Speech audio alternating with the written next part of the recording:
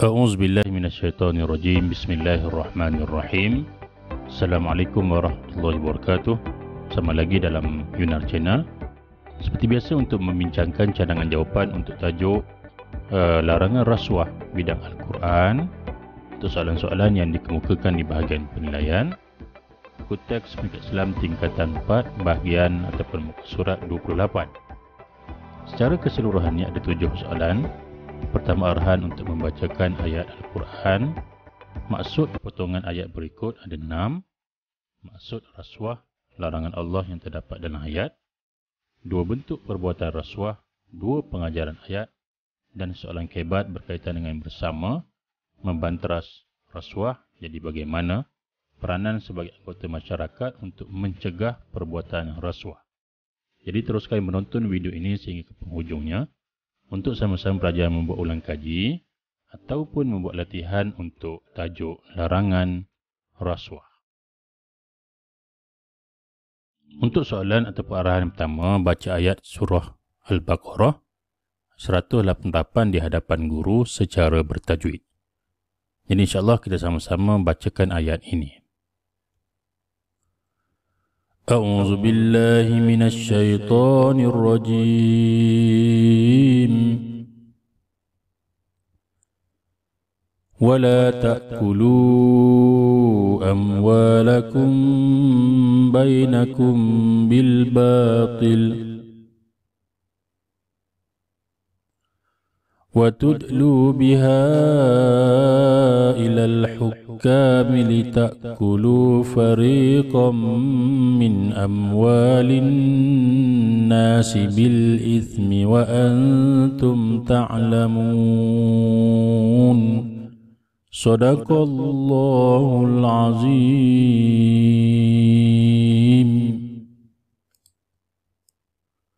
Soalan yang kedua, nyatakan maksud potongan ayat berikut. A. Amwalakum, itu harta orang lain. B. Bil batil, dengan jalan yang salah. Batil ini salah ya. C. Ilal hukam, kepada para hakim. D. Litakulu, kerana hendak memakan. E. An-nas, nas adalah manusia. F. Wa antum ta'lamun, sedangkan kamu mengetahui salahnya. Okey, selesai untuk soalan kedua. Soalan yang ketiga, nyatakan maksud rasuah. Jadi kita perlu ambil maksud rasuah daripada buku teks. Sebarang pemberian atau suapan yang bertujuan memalsukan kebenaran. Dan yang ketiga, membenarkan kepalsuan. Ya, semuanya terbalik disebabkan rasuah.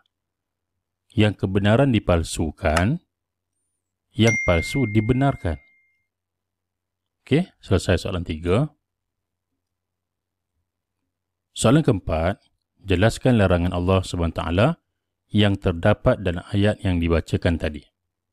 Pertama, memberi rasuah, mengambil riba, bermain judi, dan juga salah guna kuasa.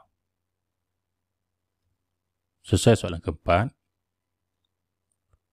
Soalan kelima, jelaskan 2 bentuk perbuatan rasuah. 1. Menyalahgunakan kedudukan atau jawatan untuk kepentingan tertentu. Okey, jika menyalahgunakan kedudukan ataupun jawatan pun dah diterima, kita dah memahami maksud daripada jawatan ni ataupun daripada jawapan ni berkaitan dengan bentuk perbuatan rasuah. Mengemukakan tuntutan palsu. Okey, selesai soalan 5. Soalan ke-6, terangkan peluang isi dan huraian.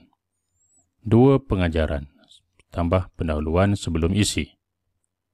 Kita hendaklah pendahuluan mencari rezeki yang halal, isi, agar tidak menyalahi syariat Islam. huraian.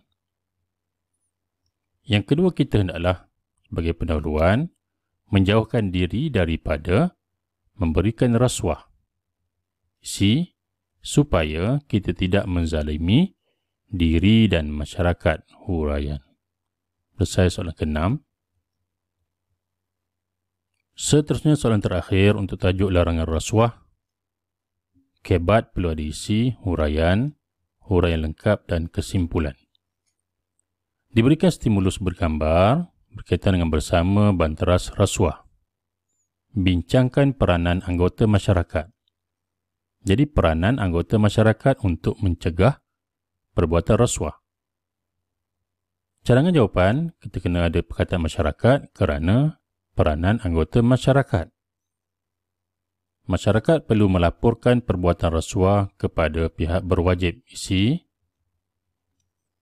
agar kesalahan ini dapat ditangani huraian. Kesannya perbuatan rasuah akan dapat dikurangkan huraian lengkap. Oleh itu kita hendaklah sebagai kesimpulan sentiasa mengambil berat tentang perkara yang boleh merosakkan masyarakat agar hidup aman dan harmoni.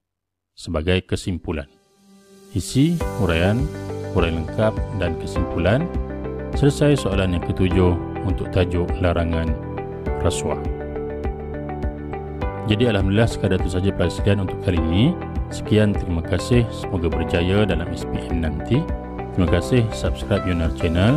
Wabillahi taufiq wal hidayah. Assalamualaikum warahmatullahi wabarakatuh.